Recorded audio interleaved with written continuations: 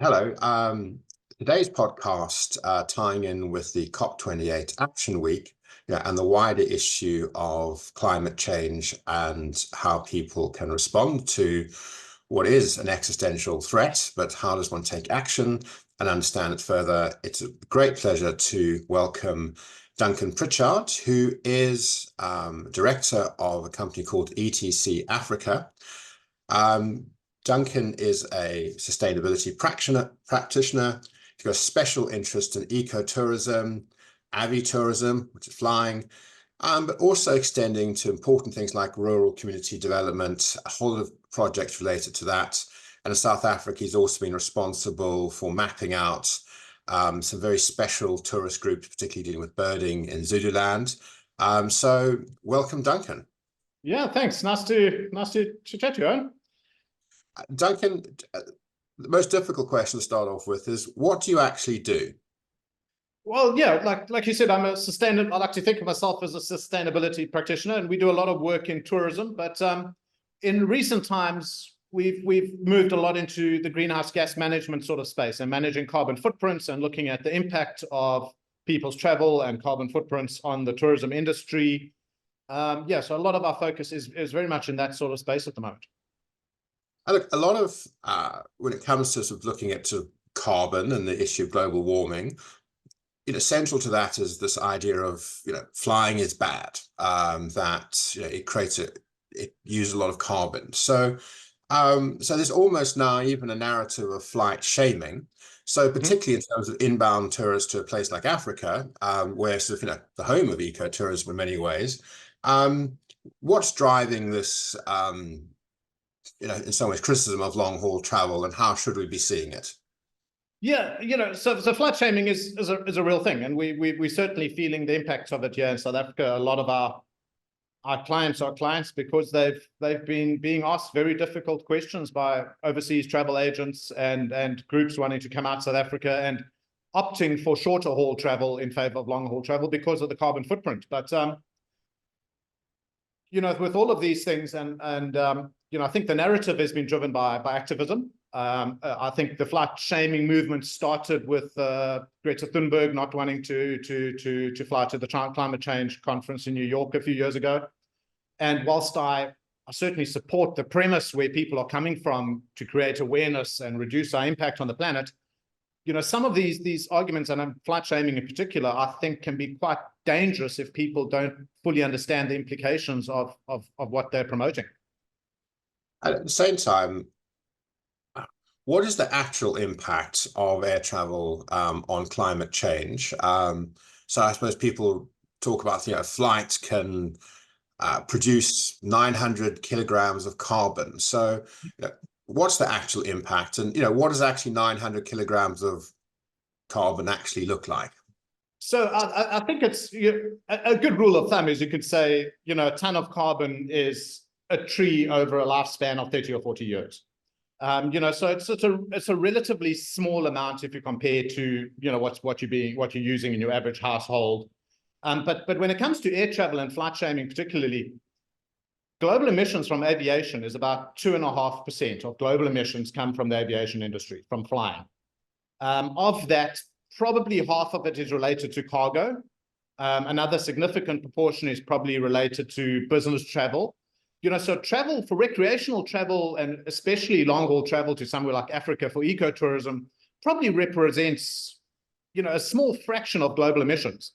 And if you put that into context of something like, for example, the fashion industry that says anything between 8 and 12% of global emissions, so surely tourists, in my mind, tourists should be a lot more concerned about the clothes they buy for their holiday than the flight. And I think that's the nuance of things like flight shaming. We've climbed on a bandwagon and we're really pounding on this particular issue. But, all flights are not the same. Purpose of travel is not the same. Long haul flights can actually leave a positive impact. And there's a lot of things you're doing at home that are probably a lot more impactful on the planet than flying. So it's, I think it's an argument that's it's got merit, but it needs to be really understood to make a good decision about, yes, I'm not going to fly long haul for XYZ reason. I don't believe you can just put a blanket across it. Okay, and focusing on tourism itself, how is climate change impacting tourism to Africa? And at the same time, how can we mitigate, this impact? Well, I think the impacts of something like flight shaming, we're definitely feeling. So the vast majority of our clients at the moment are clients because they are losing business because people do not want to travel. And I think that what we need to understand is the benefit that that can bring to protected areas in Africa. Most of these protected areas are vast carbon sinks that rely on tourism for their survival.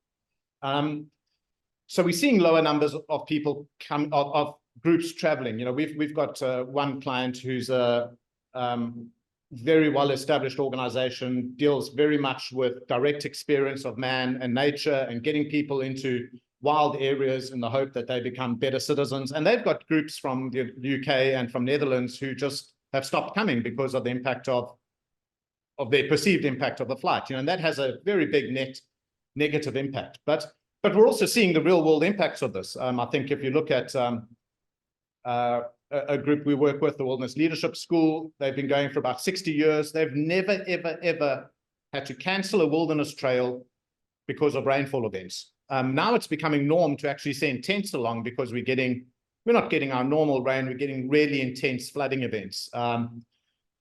We've seen it all across South Africa. We've got a couple of community projects we work in Durban, small micro enterprises who have built sort of ecotourism ventures, and two of them, as we stand, have no access because their roads have been washed away in freakishly unseasonal rainfall events. And we're seeing this across all the sectors. We do work in the agricultural sectors. Farmers are saying the same. So I think there's no doubt that we're seeing these changes and these sort of impacts happening on the ground. And the big thing is people are going to have to start looking for alternative livelihood opportunities. And I suppose, again, back to long haul travel, people talk a lot about carbon footprints and offsetting the impact of flights. But how does it actually work? What are the merits, the pros, the cons, and also how transparent is this? Yeah, so I think you've hit an important word there, transparency. And I think transparency implies you actually understand something as well. And I think what's happening with a lot of carbon offsets, and I'm not intrinsically opposed to the concept of carbon offsets, but what it does allow is if you produce a ton of carbon from your flight, you can go and make a donation to another project somewhere that is saving a forest from being cut down, or they are investing in renewable energies. And the theory being that the ton of carbon you've produced will be reduced on the other side by paying a particular fee. And I think that is a very valuable mechanism for dealing with big industries like your fossil fuel industries and agriculture. And but certainly for the individual at home, I think you can actually offset your impact by being a more conscientious human being. Eating one avocado a week is going to have a big impact. Yeah. I mean, look, on that topic, I suppose, how does one actually take action and positive steps, particularly on an individual basis, which can make a difference? So, so in that sense, how can you take practical steps to lessen your impact when it comes to travel? I think the food you eat is really important, where it's coming from. We've done hundreds of greenhouse gas inventories, and every single time, outside of the fossil fuel industry, on your average business, the biggest source of emissions is transport of goods around, is the movement of goods. So if you're at home and you're opting to eat things that are produced locally and in season, that's going to have a massive impact. But if you're going to have an avocado pear that's been imported from Mexico, we need to understand these sort of things. And I think they are complex and it's difficult to put numbers on.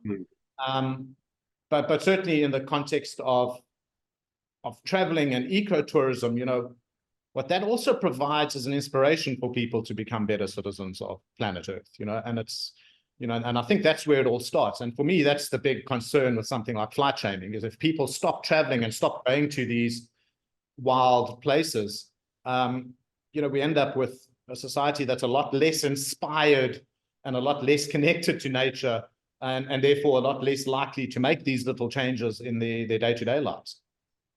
And looking at sort of ecotourism or sustainable tourism, and one of the things you do is doing, I suppose, environmental impact studies. But I'd imagine that in some ways people do that in a reactive sense if there's pressure. How would you encourage people to sort of be more proactive or mindful of actually the importance of doing it as part of what one people do as part of their strategy, rather than maybe, sort of something as a defense? Well, one of the things I like about understanding your carbon footprint is it's one of those sustainability metrics that's an exact science. It can be measured, you can put a number on it, you can benchmark it, you can compare it to your neighbor, you can compare it to best practice. So it gives you a really tangible number to work with. And I think that's where it starts. It starts with understanding. And then when it goes, across to transparency, be able to communicate to your guests, this is actually what your actual footprint is when you are staying with us for a night. And again, that number is probably fairly meaningless, but I think the important thing is that you're actually paying attention to it. Whether it's 20 kilograms a night or 100 kilograms a night is, in my mind, is less important than the fact that that particular property or that particular lodge is actually paying attention to that number and thinking about it. And I suppose thinking about a lodge, how can a lodge go about offsetting its carbon footprint? Well, what we're trying to do with a lot of the programs we run is try to build that into the guest experience in many respects as well. So a lot of lodges, and certainly in Southern Africa and throughout East Africa, actually have very small carbon footprints. A lot of them are running off grid, they're running off renewable energy, they've got to run efficient operations because they're in fairly remote places. So they actually got quite a negligible carbon footprint. But again, with the flight shaming and the impact of long-haul travel, that sits in people's minds as problematic because they actually don't understand what is high and what is low. But what a lot of lodges are starting to do is actually adding a levy onto their bed nights. So if they've got emissions of, just say, 50 kilograms a bed night, they cost that according to carbon. It'll come in at the equivalent of maybe £1 or £2 a night. And then those funds get reinvested into projects which could be rehabilitation of degraded land. It could be renewable energy. It could be composting. It could be biogas digesters for a local community. So any activities around their lodges that can help further reduce their carbon footprint, they invest in there. But what we're also really advocating for is for lodges and things to also start looking at adaptation rather than just mitigation, because offsetting your carbon footprint, that's just dealing with making your carbon footprint smaller, but we're not dealing with the real world impacts of that. And and ecotourism is a fantastic tool for climate adaptation, especially in rural areas around Africa, where people are reliant on the environment for their livelihood. Duncan, to wrap up, thank you. I suppose one of the things is also, tourists are guests and guests of the environment. So in what way can actually people take inspiration? Can they educate themselves? How can they find out more about the issues involved? I particularly like that idea that you said, how do we become better citizens of planet Earth? And I think this is where the responsibility falls onto the lodge and the operator. When you've got people traveling a long distance to come and have a holiday with you or experience time with you, I do feel it's your responsibility to actually inspire them to be better citizens. So instead of just showing people the big five and the big hairy animals that everybody wants to see, you've got an opportunity there to actually inspire people and allow them to see the interconnectedness of things. And people pay attention and tend to be more involved in things that they actually understand. So I think the responsibility a lot is on the lodges to actually help educate people around what is a carbon footprint, what is your impact on the planet, what are you eating, where's our food coming from, how are we recycling, because those are lessons that people will take home to their day-to-day lives. Duncan, thank you so much for giving of your time, expertise, and not least, actually, I think, for bringing some real world experience and giving it a hard edge to some stuff which often sounds very academic, but actually in terms of breaking it down into practical steps, even sort of articulating such as the difference between adaptation and mitigation, giving greater clarity to actually the idea of, what is, carbon footprints, how does it offset it? And basically, thank you so much for touching on this idea of, being a better citizen of planet Earth, which, clearly is the challenge for all of us. Thank you so much. Thank you, Owen. Take it easy. Cheers.